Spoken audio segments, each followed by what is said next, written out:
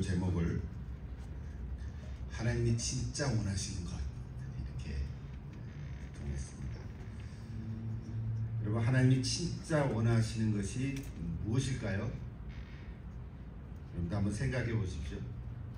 제가 저 설교 제목으로 주제 설교를 한다 이렇게 생각을 하니까 제일 먼저 떠오르는 그 성경 구절이 있었습니다. 소개를 할게요. 호세아 6장 6절이었어요.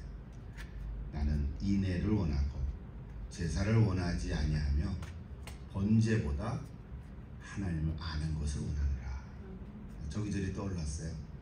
저 구절 보면 하나님이 원하신다 하는 구절이 있잖아요. 근데 하나님은 뭘 원하세요? 하나님을 아는. 예, 인애를 원하고 하나님 아는 것을 원한다. 이렇게 되어 있었어요. 그 인애라는 말을 풀어 말하면 자비로운 마음, 자비라는 뜻, 머시라고 되어 있죠. 머시. 자비로운 마음을 이제 실행에 옮기는 것이다. 이렇게 풀어서 얘기할 수 있고요. 또 하나님을 아는 것이라는 것은 그냥 내가 아는 하나님, 내 선에서 아는 하나님이 아니라 성경에서 말씀하고 계시는 하나님, 그 하나님 모습. 내가 평소에 또는 내가 갖고 있는 생각과 다를 수도 있잖아요. 그러나 성경에서 묘사해 주고 있는 그 하나님, 그 하나님을 말씀과 기도로 인격적으로 깨닫는 그것을 하나님 아는 것이다. acknowledge라는 단어를 썼어요. 깨달아 아는 거죠. 그냥 아는 게 아니고요. 깨달아 아는 거죠. 다른 말로 하면 제사나 번제 같은 겉으로 드러난 형식이잖아요. 그런 것보다도 인애가 담긴 어떤 실천적인 행동이나 하나님의 속성을 알아가는 것, 본질을 얘기하는 겁니다. 그러니까 한마디로 얘기하면 하나님이 진짜 원하시는 것은 본질을 알아가기를 원하는 거예요. 오늘 저 여러분이 하나님에 대해서 하나님이 누구신가를 좀 더 알아가기를 원하는 거죠. 그래서 우리가 매일 성경을 읽다 보면 거기 늘 날마다 두 가지를 늘 질문을 던지죠. 오늘 본문에 나타난 하나님은 누구신가? 그 하나님에는 성부 하나님, 성자 예수 그리스도, 꼭 성령님에 대해서 어떤 구절들은 꼭 그 주제를 그 질문에 답이 없을 수도 있죠. 그러나 대부분은 다 찾을 수 있거든요. 그래서 우리가 매일 성경할 때 날마다 그거 하나만 붙들어도 오늘 본문에 나타난 하나님이 누구신가? 그 질문에 대한 답을 찾기만 해도 은혜가 될 거예요. 그래서 여러분 날마다 말씀 읽으면서 하나님이 누구신가? 근데 오늘 제목은 진짜 하나님이 원하시는 건 뭘까? 이거예요. 설교 준비하면서 한 가지가 더 떠올랐어요. 아마 여러분도 마음속에 떠올랐을 거예요. 순종이 제사보다 낫다. 그럼 누가 한 말이죠? 사무엘 선지자가 한 말이에요. 사무엘 선지자가 순종이 제사보다 낫다. 누구에게 했냐면 사울 왕에게 한 말이죠. 근데 그 말은 사무엘 15장에 나오는데 그 배경을 읽어보면요 참 기가 막힌 말씀이에요. 기가 막히다는 것은 기가 막히는 거예요. 한심한 얘기래요 사실은. 오늘 다 소개할 수 없는데 간략하게 요약하면 이런 거예요. 사무엘상 15장을 여러분 나중에 꼭 한번 읽어보시면 여호와께서 사무엘 선지자를 통해서 기름 부어서 사울을 왕으로 세웠잖아요. 이제 왕이 됐습니다. 그래서 하나님께서 사무엘 선지자에게 너 사울 왕에게 가서 내가 전하는 말씀을 전해라 이렇게 해서 보냈어요. 그래서 사무엘 선지자가 이제 사울 왕에게 가서 전했습니다. 그것이 15장 3절에 나와요. 여러 가지 앞뒤가 있지만 자 지금 가서 하나님 말씀하시는 거예요. 아말렉을 쳐서 그들의 모든 소유를 남기지 말고 진멸하되 남녀와 소아와 젖먹는 아이와 우양과 낙타와 나귀를 죽이라 하셨나이다 하고 사울 왕에게 전했어요. 전 젊었을 때 저 구절 읽을 때 왜 젖먹는 아이까지 죽이라 그래? 뭐 하나님 그런 하나님 다 있어? 뭐 그런 생각 한 적이 있어요. 근데 나중에 공부하고 사무엘 그 배경을 읽어보니까 저 아말렉 족속이라는 이 족속이 아주 하나님을 못되게 합니다. 아주 나중에 이스라엘 백성을 끝까지 괴롭힌 족속 중에 하나인 거예요. 그래서 하나님께서 진멸하라고 했거든요. 그래서 이제 사울 왕이 저 얘기를 듣고 가서 싸웠어요. 백성들을 소집하고 가서 아말렉 족속을 쳐서 이겼어요. 그래서 아각 왕도 이제 사로잡고 그 사람을 다 죽였어요. 근데 문제는 뭐예요? 사울 왕이 자기 보기에 다 버렸지만 양과 소 중에 가장 좋은 것, 기름진 것, 어린 양과 모든 좋은 것을 남기고 가져왔다. 근데 그 소식을 사무엘 선지자가 듣고는 사울 왕에 가서 질책을 했어요. 그것이 5장 22절이에요. 같이 한번 읽어볼까요? 사무엘이 이르되 여호와께서 번제와 다른 제사를 그의 목소리를 청종하는 것을 좋아하심 같이 좋아하시겠나이까? 순종이 제사보다 낫고 듣는 것이 순양의 기름보다 나으니라.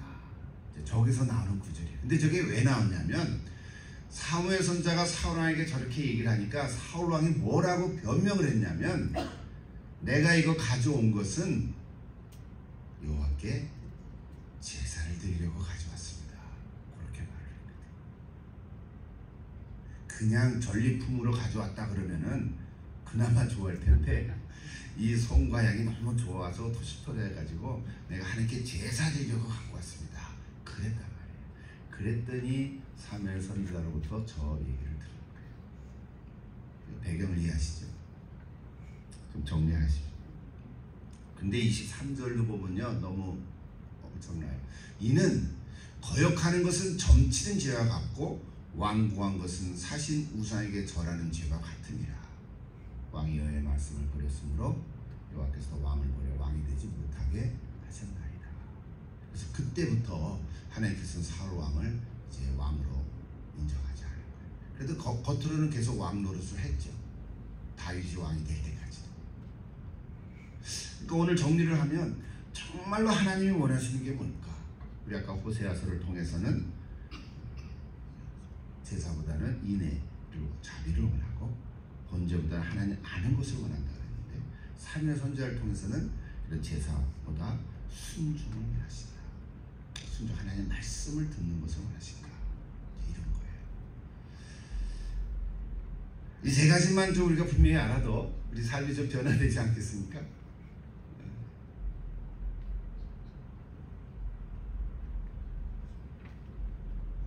제가 오늘 말씀을 준비하면서 그렇구나 하는 생각을 하면서 이런 사람들은요 눈에 보이는 것에 관심을 많이 갖습니다. 근데 하나님께서는 보이지 않는 것에 더 관심을 가지십니다. 그래서 외모를 보지만 사람은 외모를 보지만 하나님 마음 중심을 갖지 않으신다. 그런 말씀이었습니다. 우리가 이렇게 예배를 드리는 가운데 있지만 이것도 좀 우리가 적용을 하면요 우리가 주일에 맞춰서 예배당에 와서 찬양 부르고 기도하고 헌금도 드리고 설교를 듣고 이건 다 겉으로 드러난 예배의 모습이잖아요. 이런 순서에 우리가 익숙해져 있어요. 뭐 저도 그렇고요. 여러분도 그럴 수 있어요. 뭔가 순서가 뭐 하나 좀 이상하면 이게 불편할 수도 있고요. 사실은 괜찮은 건데 찬양 부르다가 기도할 수 있고요. 그렇죠? 설교하다가 찬송 부를 수도 있고 뭐 괜찮은 건데 그래도 우리가 이렇게 순서에 익숙해져 있다고요. 그렇다고 이 순서가 필요 없다는 것이 아니에요. 이런 순서를 통해서 진짜로 하나님께서 원하시는 것이 뭘까? 이 생각을 해보자는 거죠.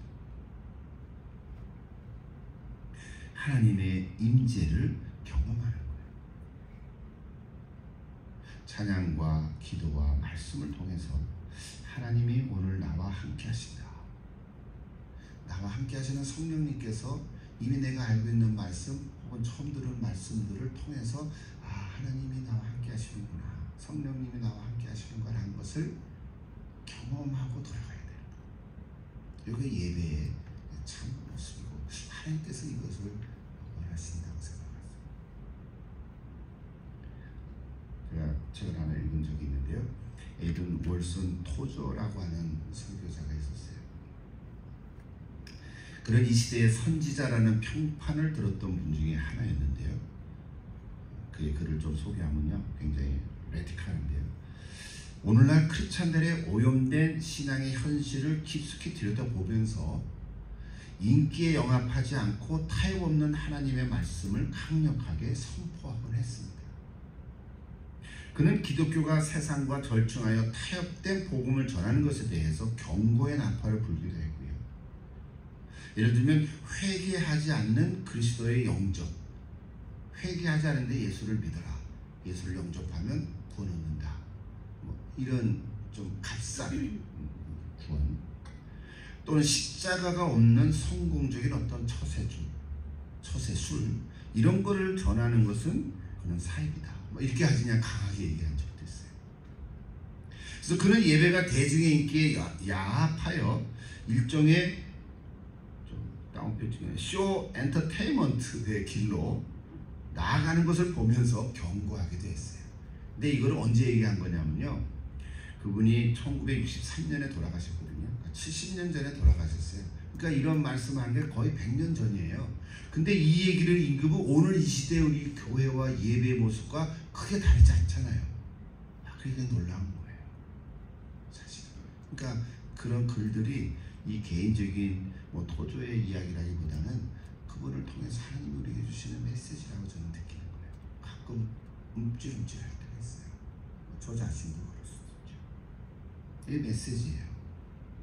그분이 한 40여 권의 책을 썼는데요, 그 중에 하나님이 진짜 원하시는 예배자, 이런 책도 있었거든요. 거기서 나오는 글들이에요. 그래서 오늘 저와 여러분이 정말 하나님이 진짜로 원하시는 것, 정말 알고 싶더라고요. 성경에서 제가 소개를 했지만 여러분도 한번 생각을 해보세요. 정말 하나님이 원하시는 게 뭘까? 자, 우리는 신약시대에 살잖아요. 그래서 누구든지 예수를 믿으면, 예수를 구세주로 그리고 나의 주님으로 영접하면 구원함을 얻고 하는 자녀가 되잖아요. 오늘 다 우리는 고백하고 그걸 확신합니다. 얼마나 감사해요. 그러니까 하나님이 원하시는 것을 알고 그렇게 살고 싶은 거예요. 근데 이거를 어떤 분들은 이런 주제를 얘기하면 한마디로 얘기해요. 사랑이야. 맞죠? 사랑이죠. 하나님의 사랑. 근데 그 사랑이라는 단어가 너무 크기도 하고 너무 많이 말을 해가지고 좀 신성감이 없단 말이에요. 너도 나도 다 사랑 얘기하니까. 성경 구절이 아니더라도 일반 문학책에도 소설도 아니 드라마, 영화 다 주제가 뭐예요? 거의 사랑이에요. 그렇죠? 사랑해서는 안 될 사람을 사랑하기도 하고 이런 주제가 너무 재밌는 거예요.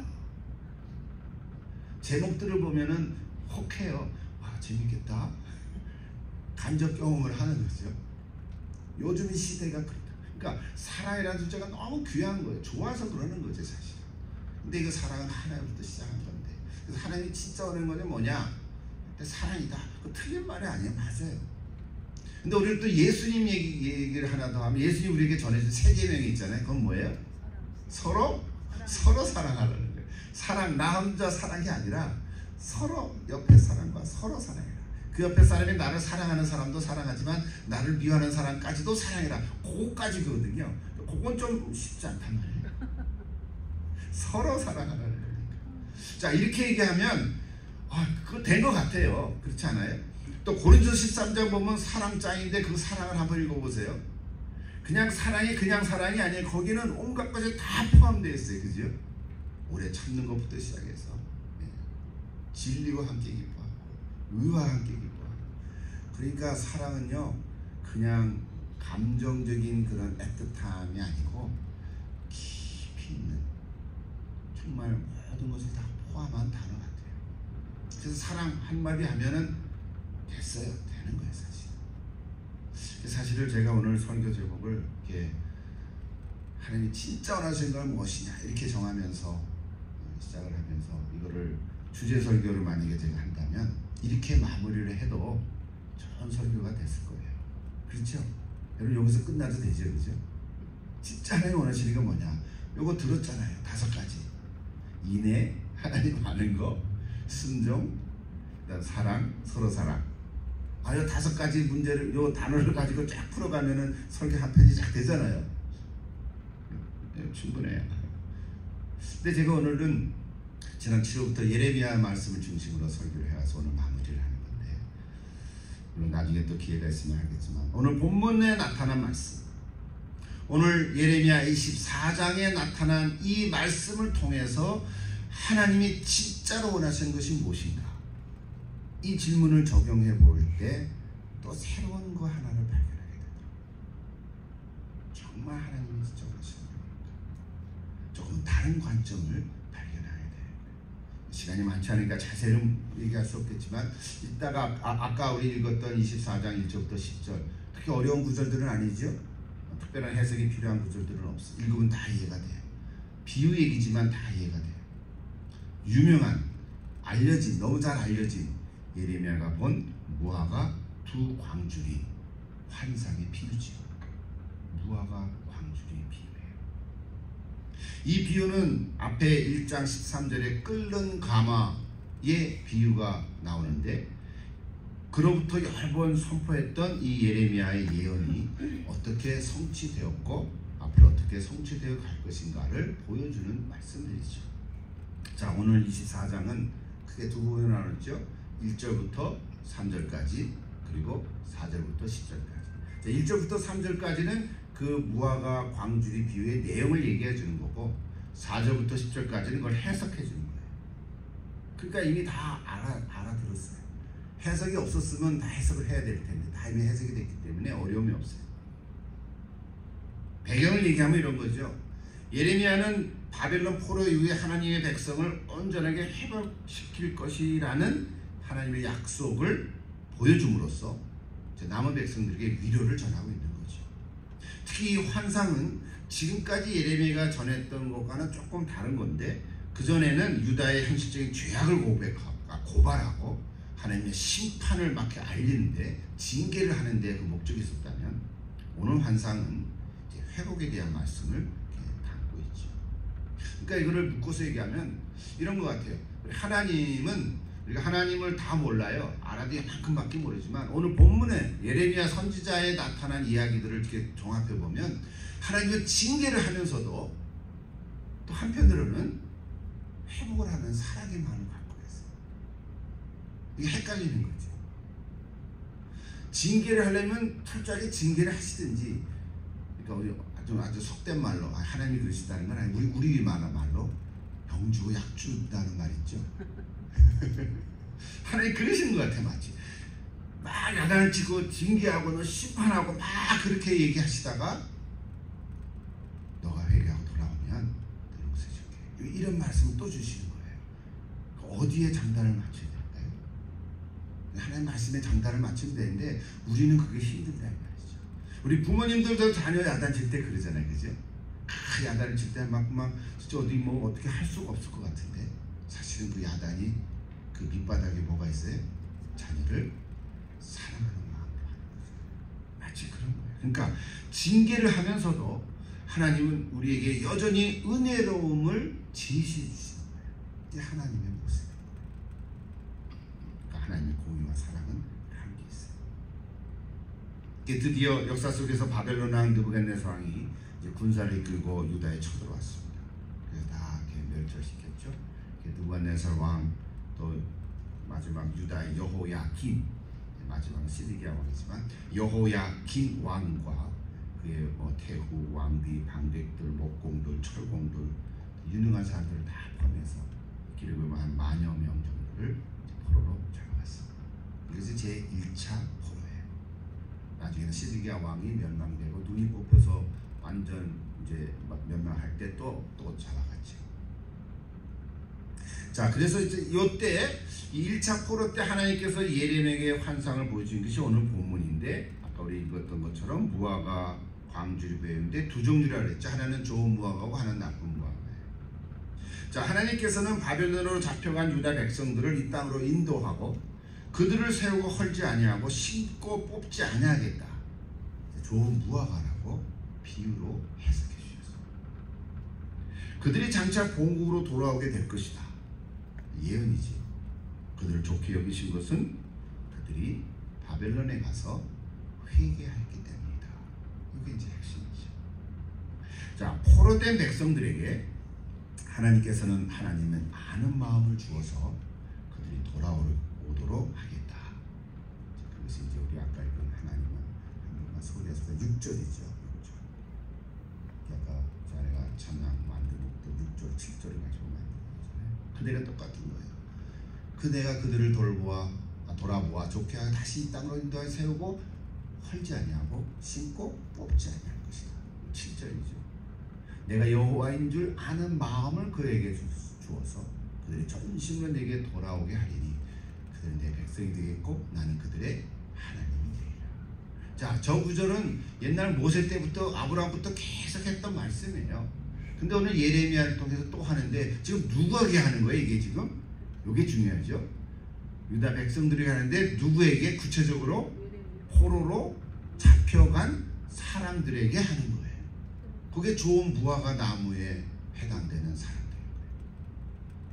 반면에 유다 땅에 남아있는 사람들, 그리고 이제 멸망하니까 바벨론이 쳐들어오니까 어디로 피신했어요? 애굽으로 피신한 사람들. 그러니까 유다 땅에 남아있는 사람, 애굽으로 피신한 사람, 그리고 잡혀서 바벨론으로 포로로 잡혀간 사람, 이렇게 세 종류가 있는데 잡혀간 사람이 좋은 무화과 나무고, 여기 유다 땅에 남아있는 사람과 애굽으로 피신한 사람이 나쁜 무화과 나무에 해당되는 사람들이라고 해석해 준 거잖아요. 그래서 이들은 버림받게 될 것이고 하나님의 심판에서 다 직면될 것이다. 하나님은 그렇게 말씀하세요. 자, 좀 정리하십시다. 오늘 본문을 가지고 세 종류의 사람들이 있었어요. 자, 바벨론으로 포로로 잡혀간 사람들, 이걸 좋은 무화과 나무라고 비유했어요. 광줄이라고. 애굽으로 도피한 사람들과 유다 땅에 남아있는 사람들을 나쁜 무화과 광줄이라고 비유한 거예요. 시간이 갔지만 짧게 얘기해 보십시오. 먼저 바벨론으로 포로로 잡혀간 사람들은 머나먼 길로 포로로 잡혀가는 길에 죽을 가능성이 많잖아요. 또 끌려가서 어떻게 살아갈까, 노예 생활을 할 수밖에 없고, 그죠? 말 그대로 정말 가족과 떨어져서 전쟁 포로로 비참한 인생으로 살아갈 수가 없는 사람들이잖아요. 내일이 기약할 수 없는 사람들이에요. 그렇지 않습니까? 전쟁 포로라는 게 그렇죠. 그러나 애굽으로 도피한 사람들은 당시에 유대의 우방이었던 애굽, 요즘에 이집트죠. 애굽으로 간 사람들은 누가 갔을 것 같아요? 대체로 일반 서민들은 가기가 쉽지 않았을 거예요. 그죠?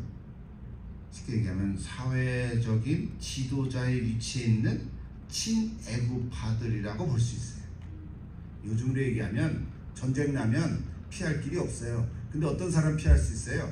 자기 자가 비행기 있는 사람들은 붕 떠서 피할 수 있죠.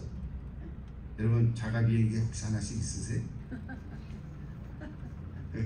우리 전세로 우리 성도들 하나 다 태고 갈 수 있는 전세 비행기 하나 얻으면 만약에 여기서 뭐 지진이 난다 그러면 그거 다 타고 와라 그러면 휙 도망갈 수 있을 것 같아요. 어디로 갈까요? 스위스로 갈까요?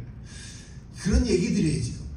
예를 들면 그러니까 애굽으로 도피한 사람들은 아마도 애굽의 인맥이 형성되어 있고 나름대로 멸망하던 시기에 목숨을 보존하고, 그리고 뭔가 요즘 말로 하면 잘 풀린 사람들, 그리고 마지막 유다 땅에 남아있는 사람들. 이 사람들은 전쟁을 겪었지만 포로로 잡혀가지 않았고, 그러니까 자기 고향에서 남아서 옛날처럼 살아가고 있는 사람들이에요. 비록 애굽으로 망명하지는 못했지만 그래도 두 번째로 잘 풀린 사람들이죠. 괜찮은 사람들이잖아요. 포로로 안 잡혀갔으니까 아직은. 자, 인간적인 관점에서 볼 때는요, 이 세 집단 중에서 가장 불쌍한 사람들이 누구예요? 포로. 예, 포로로 잡혀간 사람들일 수밖에 없잖아요. 내일을 기약할 수 없는 입장에서 절망적인 삶을 살아가는 사람일 수밖에 없어요. 근데 오늘 예레미야는 하나님의 말씀을 통해서 그 사람들이 오히려 하나님의 백성이 될 것이라고 말씀합니다. 그래서 우리에게 주시는 하나님의 메시지가 있는 거예요. 인간의 관점에서 볼 때는 제일 힘들고 참 처절하고 소망이 없고 그런 사람들인데, 하나님의 관점에서 볼 때는 그들이 돌아오고 내 백성이 될 것이다, 이렇게 말씀합니다. 하나님의 관점을 우리가 보는 거죠. 사람의 눈으로 볼 때는 애굽으로 망명한 자들이 이미 최고예요. 그리고 예루살렘에 남은 자들이 그 다음이고 바벨론에 잡혀간 사람이 최악처럼 보이지만 하나님의 관점에서 보면 다른 거예요. 세상의 관점에서는 최고가 하나님의 관점에서는 최악이 될 수도 있고요. 이거 말이죠. 반대로 세상의 관점에서의 최악이 하나님의 관점에서는 최고가 될 수도 있어요. 그렇습니까? 일일이 예를 못 들었지만 여러분, 세상에서 만약에 실패자가 하나님의 승리자가 될 수도 있고요, 세상의 승리자가 하나님의 실패자가 될 수도 있어요. 근데 누구의 관점에서 보느냐가 이게 다른 거죠. 세상 사람들은 눈앞에 보는 현실이 모든 것을 결정한다고 생각하지만 반드시 그렇진 않아요. 예루살렘에 남아있는 것처럼, 제가 인용한 구절인데 재밌어서 인용했어요. 예루살렘에 남아있는 것처럼 별일 없이 지나갔다고 해서, 또한 애굽으로 도망한 것처럼 별일을 피했다고 해서 그 별일에 따옴표가 있어요. 다 잘된 것은 아니다. 바벨론으로 끌려가는 별일을 당했다고 해서 인생이 끝난 것도 결코 아니다. 그래서 제가 우리 오 목사님하고 대화를 전에 나눌 때 거시기라는 말을 배웠거든요. 이 별일이라는 말을 거시기로도 딱 맞는 거야. 예루살렘에 남은 것처럼 거시기 없이 지나갔다고 해서 애굽으로 도망한 것처럼 거시기를 피했다고 해서 다 잘된 것이 아니다. 바벨론으로 끌려가는 거시기를 당했다고 해서 인생이 끝난 것도 결코 아니다. 통하죠? 대화가 되는 것 같아요. 맞아요? 그 거시기가 이렇게 쓰면 그때가 있어요.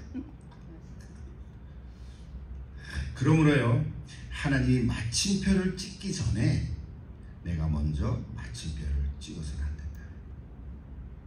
우리는 전혀 다른 관점을 가지신 하나님의 관점을 볼 수 있는 눈이 열려야 된다는 사실. 늘 그럴 수는 없지만 이런 계기를 통해서 우리가 배우는 거예요. 그렇다고 하나님은 고생하는 사람들은 무조건 잘되게 해준다, 뭐 그런 얘기도 아닌 거예요. 오늘 세 집단, 세 그룹의 운명을 좋은 무화과 또 나쁜 무화과 광주리의 비유를 통해서 오늘 우리에게 전해주는 핵심 메시지를, 비록 포로로 잡혀갔지만 그들은 거기에서 다시 하나님을 발견하고 회개하게 됐다는 사실이 있어요. 알게 되는 메시지. 아마도 포로로 잡혀간 그들은 이제 나중에 나오죠. 이제 바벨론 강가에서 슬퍼하며 탄식하며 노래를 부르다가, 내가 옛날에 성전에서 찬송을 부르며 하나님께 예배했는데 그 생각이 나서 아마 눈물을 흘리며 회개했을 거예요. 여기서 에스겔 선지자 또는 다니엘 이런 선지자를 통해서 우리에게 같은 쪽을 얘기합니다. 바벨론 강가에서 슬퍼 울며 노래하는 거가 찬송이 된 거예요. 아마 우리도 그런 경험들이 있죠. 내가 너무 힘들고 다 망가지고 그래서 너무 슬퍼서 울고 그냥 우는 거예요. 탄식하는데 그것이 노래가 되다가 찬송이 돼서 이렇게 울먹거리면서 하나님께 기도하는 거예요. 근데 회개하는 거예요. 그럴 때는 콧물도 나와요. 그 순간을 통해서 회복이 되는 거죠. 아마 이 포로로 잡혀간 사람들이 그랬을 거예요. 그래서 신앙이 회복됐던 거예요. 하나님께서 역사하신 거죠. 그들에게 마음의 문을 열어주시는 은혜를 주신 것입니다. 그런데 반해서요, 여기 유다 땅에 계속 남아있는 사람들은, 그리고 애굽으로 도피한 사람들은 회개하기보다는 잘됐다, 그래도 우리는 좀 이렇게 했네 하면서 이 모든 것을 예레미야 탓으로 돌리고요, 예레미야가 그렇게 얘기하니까 그렇게 됐잖아 라고 그 책임을 돌리고요, 예레미야를 핍박하고 오히려 하나님을 의지하는 대신에 애굽의 지도자들을 의지했을 거예요. 어떻게 하면 내가 또 한 자리 얻을까? 어떻게 하면 지금 나라가 망했는데 어떻게 하면 그 속에서도 내가 한 자리 할까? 어떻게 하면 이 사회에서 내가 좀 돈을 벌을 수 있을까? 요 따위 생각을 하는 사람들이었을 거라고요. 역사 속에도 그런 사람들이 있어요. 이게 다 얘기를 못하죠. 어느 국가나 어느 정부나 어느 지도자나 그런 경우들이 있습니다. 뉴스를 다 보는 건 아니지만 한국의 정부에서 일어나는 이야기들을 들어보니까 그런 것도 있어 보여요. 여러분들 뉴스 보고 계십니까? 여러분이 보는 뉴스는 한쪽만 보십니까? 진짜 뉴스를 보실 수 있습니까? 미국도 예외는 아닌 것 같아요. 미국 뉴스도요 엉망이에요. 엊그제 특별히 나온 인터뷰 33분 영상이 있어요. 전 트럼프 대통령이 이제 기소가 돼가지고 이제 그거를 미국말로 그 머그 픽처라 그래요. 인상 이렇게 쓰고 찍었잖아요. 그거 보셨어요? 못 보셨나요? 그래서 터커 컬슨이라고 하는 그 이제 방송 그 인터뷰를 했는데 그분하고 2억만 명 이상이 시청했어요. 이틀 만에 2억 명. 여러분 그 속에 속했어요? 33분짜리 영상인데 메인 뉴스에는 안 나오죠. 공화당 대선 후보 토론을 한 그런 그 관계 속에서 나온 이야기. 얘기하려면 할 문제. 어떤 분이 쓴 문장을 제가 인용할게요. 이런 문장이었어요. 문제를 자신에게서 찾고 해결책을 하나님께서 찾는 사람들에게는 회복이 보장되지만 문제를 타인에게서 찾고 해결책을 사람에게서 찾는 사람들은 버림받게 될 것이다. 여러분 한국 정부가 지금 그렇지 않나요? 책임지는 사람이 없어요. 일본의 그 오염수도 방출해놓고 책임은 안 져요. 사건이 일어나도 아무도 책임은 안 져요. 우리가 당사자가 아니니까 그냥 뉴스로 넘어가지만 내가 그 당사자라고 생각해 보세요. 얼마나 가슴이 아플 거예요. 가슴이 아픈 정도에. 그렇죠. 참 맞는 말이에요. 징계를 회복으로 바꾸는 인생이 있고 심판을 더 큰 저주로 전락시키는 인생이 있다. 이것도 이해가 돼요? 회복으로 바꾸는 것은 강인한 전식력과 외교실에 있는 것이 아니라 통회하며 흘리는 회개의 눈물에 있습니다. 그래서 오늘 전하고자 하는 메시지. 하나님께서 진짜 원하시는 게 뭘까? 회개의 눈물과 하나님을 알고자 하는 열망이라고 볼 수 있습니다. 오늘 예레미야 24장을 통해서 이미 남유다는 멸망의 길에 들어섰어요. 포로가 생기기 시작했어요. 마지막 왕 시드기야 역사는 이제 앞에 좀 나오지만 이미 멸망지어졌어요. 그럴 때 나타난 다 하나님의 백성들이지만 세 그룹으로 나눠졌지요. 하나님은 예레미야를 통해서 이 무화과 광질의 비유를 통해서 그들에게 교훈해 주시는 거예요. 그 귀절을 있는 오늘 우리 21세기에 사는 저와 여러분, 하나님이 진짜 원하시는 것이 뭘까? 하나님이 진짜 말씀하시는 것은 내가 해가 된다고 생각이 되더라도, 내가 이해가 안 된다고 생각이 되더라도 그냥 하나님 말씀하시니까 그냥 순종하고 따라가는 거예요. 이게 참 어려워요. 사실은 우리는 꾀가 많고 생각이 많고 여러 가지 이해타산이 많기 때문에 하나님 말씀한 거를 잘 좀 바보같이 따라가기가 쉽지가 않아요. 차라리 좀 바보 같았으면 더 좋았지 않았을까 하는 생각까지 들어요.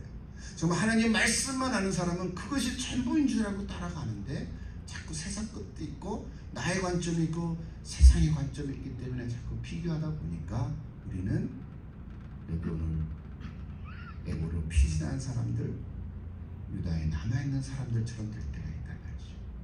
우리가 그와 똑같은 상황들이 아니지만 어떤 상황 속에서 나를 위해서 내가 얻을 게 뭘까? 이런 생각을 갖는 이런 사람들이 있다. 역사 속에도 있고 이 나라 속에도 있고. 그러나 하나님께서는 다 알고 계실 줄 믿습니다. 세월이 지나면 우리가 다 보지 못하고 이 세상을 떠날 수도 있지만 그러나 역사는 증거하고 있습니다. 성경은 증거하고 있습니다. 하나님의 공의가 이루어지고 하나님의 정의가 이루어질 줄 믿습니다. 그 사이에 사람들은 뼈아픈 고통을 경험하겠지만 하나님께서는 그런 걸 통해서 우리를 회복시키시고 회개하게 하시고 다시 하나님의 백성으로 새롭게 탄생하게 해줄 줄 믿습니다. 사랑하는 여러분, 오늘 말씀을 마치면서 혹 여러분 가운데 개인적으로 힘들고 어려운 순간도 있을 거예요. 또는 나는 잘하려고 하는데 옆에 다른 주변의 사람들 때문에 힘들고 저럴 수도 없고 정말 너무 고통스러운 그런 현장이 있을 수도 있어요. 그럴 때 우리의 시선을 하나님께로 올려드리십시오. 이 사람과는 괴롭고 또 저기를 봐도 해결이 안 되고 그럴 때 어떻게 해요? 하나님을 바라보십시오. 하나님께 시선을 돌리시면 하나님께서 역사하시기를 믿습니다. 여러분과 함께 하시고 회복해 주실 것입니다. 기도하십시오.